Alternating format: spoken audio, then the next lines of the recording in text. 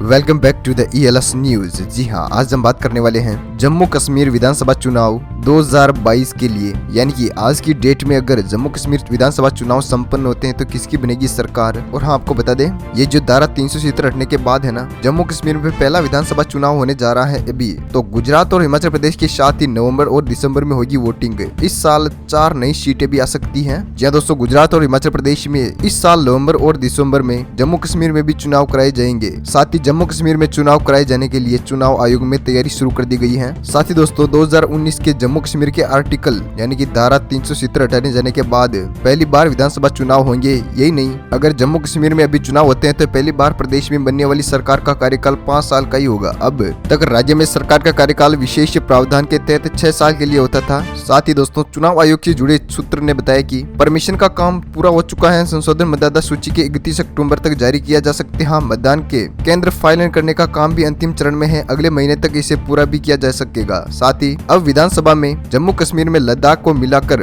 विधानसभा चुनाव कुल सीटें पहले 87 थी, इसमें से 4 सीटें लद्दाख की शामिल की गई थी। लेकिन लद्दाख में अलग केंद्र शासित प्रदेश बनाए जाने के बाद जम्मू कश्मीर विधानसभा में कुल 83 यानी कि 83 सीटें रह गई थी। अब परमिशन के बाद 7 सीटें बढ़ा दी गई। इसके बाद कुल सीटों की संख्या 90 हो गई है, जिसमें से जम्मू कश्मीर में 43 और कश्मीर में 47 विधानसभा क्षेत्र बनाए गए हैं, जिसमें से 9 सीटें अनुसूचित जनजाति यानी कि ST के लिए रिजर्व की गई है। और साथ ही दोस्तों, आपको बता दें, अभी भी जम्मू कश्मीर में मुस्लिम वाले क्षेत्र में 46 सीटें हैं और बहुमत के लिए 44 सीटें चाहिए, ताकि हिंदू बहुल में इलाके में 36 सीटें हैं। परमिशन के बाद यह गणित बदल जाएगा। नए परमिशन के बाद जम्मू कश्मीर की कुल 90 सीटों में से अब तक 43 जम्मू और 47 कश्मीर में होगी। साथ ही 2 सीटें कश्मीर पंडितों के लिए रिजर्व कराने का सुझाव दिया गया है। साथ ही इन बदलावों के बाद जम्मू कश्मीर की 44% आबादी 48 सीटों की वोटिंग करेगी। कश्मीर में रहने वाले 56% लोग बची हुई 52 सीटों पर मतदान करेंगे। अभी कश्मीर में 56% लोग 55.4% सीटों पर और जम्मू के 43.8% लोग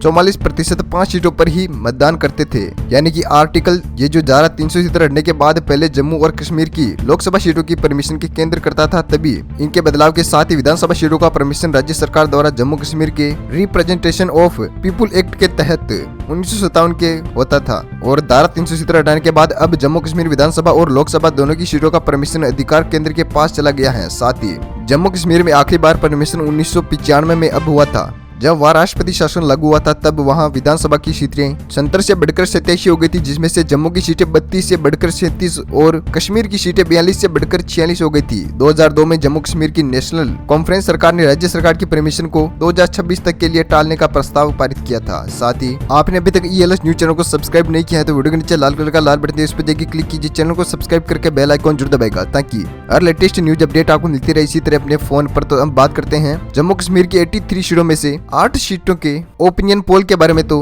बांदीपुरी में 3 विधानसभा सीटों में से बीजेपी खाते में 1 सीट जाती हुई नजर आ रही है और कांग्रेस पार्टी खाते में भी 1 और NC खाते में 0 और PDP खाते में 1 सीट और अन्य खाते में 0 सीट जा सकती है। साथ ही शोपिया की 2 विधानसभा सीटों की बात की जाए तो बीजेपी खाते में 1 विधानसभा सीट जाती हुई नजर आ रही है और कांग्रेस पार्टी खाते में 0 और NC खाते में 0 और PDP खाते में भी 1 सीट और अन्य खाते में 0 सीट जा सकती है। वहीं पर पुंछ की 3 विधानसभा सीटों के बारे में बात की जाए तो बीजेपी खाते में 1 विधानसभा सीट जा सकती है और कांग्रेस पार्टी खाते में भी 1 और NC खाते में 0 और PDP खाते में 1 सीट और अन्य खाते में 0 सीट जा सकती है। वहीं पर जम्मू कश्मीर की हमने 8 सीटों की बात कर ली है। 23 सीटों में से तो बीजेपी खाते में 3 विधानसभा सीटें जा सकती है और कांग्रेस पार्टी खाते में 2 और NC खाते में 0 और PDP खाते में 3 सीटें और अन्य खाते में 0 सीट जा सकती है। वहीं पर बात करते हैं अगले जिले की, तो अगला जिला है किश्तवाड़। किश्तवाड़ में कुल विधानसभा सीटें हैं 2, जिसमें से बीजेपी खाते में 1 विधानसभा सीट जा सकती है और कांग्रेस पार्टी खाते में भी 1 और NC खाते में 0 और PDP खाते में 1 सीट और अन्य खाते में 0 सीट जा सकती है। साथ ही बात करते हैं सांबा की 2 विधानसभा सीटों के ओपिनियन पोल के बारे में। तो बीजेपी खाते में 1 सीट जाती हुई नजर आ रही है और कांग्रेस पार्टी खाते में 0 और NC खाते में भी 0 और PDP खाते में 1 सीट और अन्य खाते में 0 सीट जा सकती है। वहीं पर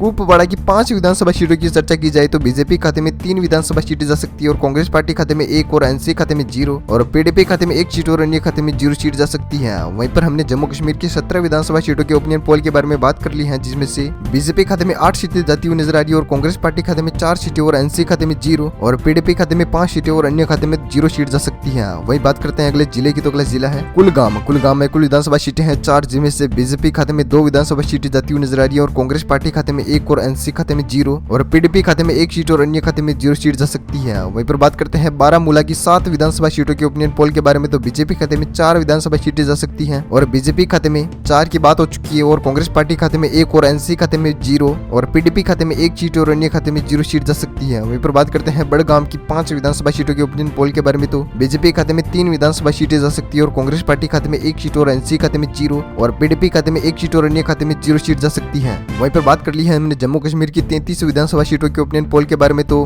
बीजेपी खाते में 17 विधानसभा सीटें जा सकती है और कांग्रेस पार्टी खाते में 7 सीटें और एनसी खाते में 1 सीट और पीडीपी खाते में 8 सीटें और अन्य खाते में 0 सीट जा सकती है। वहीं पर बात करते हैं अगले जिले की, तो अगला जिला है कठुआ की 5 विधानसभा सीटों के ओपिनियन पोल के बारे में, तो बीजेपी खाते में 4 विधानसभा सीटें जा सकती है और कांग्रेस पार्टी खाते में 0 और एनसी खाते में भी 0 और पीडीपी खाते में 1 सीट और अन्य खाते में 0 सीट जा सकती है। वहीं पर बात करते हैं सीएससी की 3 विधानसभा सीटों के ओपिनियन पोल के बारे में, तो बीजेपी खाते में 1 सीट जाती हुई नजर आ रही है और कांग्रेस पार्टी खाते में 1 और एनसी खाते में 0 और पीडीपी खाते में 1 सीट और अन्य खाते में 0 सीट जा सकती है। वहीं पर बात करते हैं अनंतनाग की 6 विधानसभा सीटों के ओपिनियन पोल के बारे में, तो बीजेपी खाते में 4 विधानसभा सीटें जा सकती हैं और कांग्रेस पार्टी खाते में 0 और एनसी खाते में 1 सीट और पीडीपी खाते में भी 1 सीट और अन्य खाते में 0 सीट जा सकती है। वहीं पर जम्मू कश्मीर की हमने 47 सीटों की बात कर ली है, जिसमें से ओपिनियन पोल निकलकर सामने आ रहा है बीजेपी खाते में 26 विधानसभा सीटें जा सकती हैं, साथ ही कांग्रेस पार्टी खाते में 8 सीटें और एनसी खाते में 2 सीटें और पीडीपी खाते में 11 सीटें और अन्य खाते में 0 सीट जा सकती है। वहीं पर बात करते हैं अगले जिले की, तो अगला जिला है जम्मू। जम्मू में कुल विधानसभा सीटें हैं 11, जिनमें से बीजेपी खाते में 6 विधानसभा सीटें जा सकती है और कांग्रेस पार्टी खाते में 2 और एनसी खाते में 1 सीट और पीडीपी खाते में 2 विधानसभा सीटें और अन्य खाते में 0 सीट जा सकती है। वहीं पर बात करते हैं पुलवामा की 4 विधानसभा सीटों के ओपिनियन पोल के बारे में, तो बीजेपी खाते में 4 विधानसभा सीटें जा सकती है और कांग्रेस पार्टी खाते में 0 और एनसी खाते में 0 और पीडीपी खाते में 0 और अन्य खाते में भी 0 सीट जा सकती है। वहीं पर बात करते हैं राजौरी की 4 विधानसभा सीटों के ओपिनियन पोल के बारे में, तो बीजेपी खाते में 3 विधानसभा सीटें जाती हुई नजर आ रही है और कांग्रेस पार्टी खाते में 0 और एनसी खाते में भी 0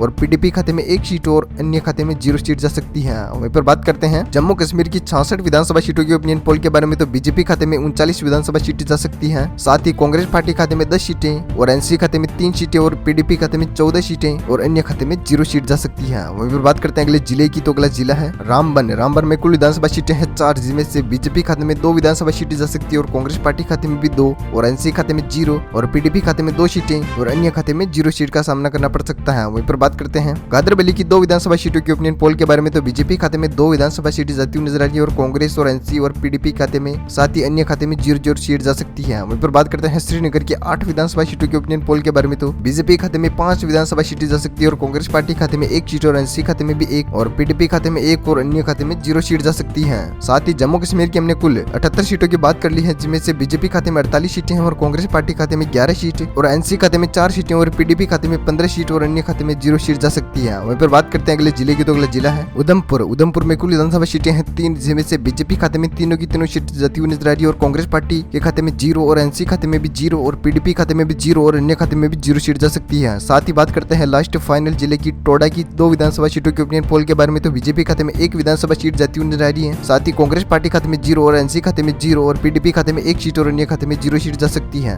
तो वहीं पर हमने जम्मू कश्मीर की 83 सीटों की बात कर ली है, जिनमें से बीजेपी खाते में 52 सीटें जा सकती है और कांग्रेस पार्टी खाते में 11 सीटें और एनसी खाते में 4 सीटें और पीडीपी खाते में 16 और अन्य खाते में 0 सीट जा सकती है। तो साथ ही जम्मू कश्मीर का ओपिनियन पोल आपके सामने स्क्रीन पर रख दिया है हमने। तो साथ ही आपकी फेवरेट पार्टी कौन सी है इसमें से? बीजेपी, कांग्रेस, एनसी, पीडीपी और अन्य, इनमें से कौन है आपकी फेवरेट पार्टी? हमें नीचे कमेंट बॉक्स में कमेंट जरूर कीजिएगा, ताकि हमें पता चल सके कि आपकी फेवरेट पार्टी कौन सी है। साथ ही आप ELS न्यूज चैनल पर पहली बार विजिट कर रहे हैं तो वीडियो के नीचे लाल कलर का बटन दिया, उस पर जाकर क्लिक कीजिए। चैनल को सब्सक्राइब करके बेल आइकन जरूर दबाइएगा, ताकि हर लेटेस्ट न्यूज अपडेट आपको मिलती रहे इसी तरह अपने फोन पर। साथ ही वीडियो को लाइक कीजिएगा और शेयर कीजिएगा अपने दोस्तों के साथ फेसबुक और व्हाट्सएप, टेलीग्राम इत्यादि पर। थैंक यू, गुड बाय, जय हिंद, जय भारत, वंदे मातरम, जय किसान, जय श्री राम।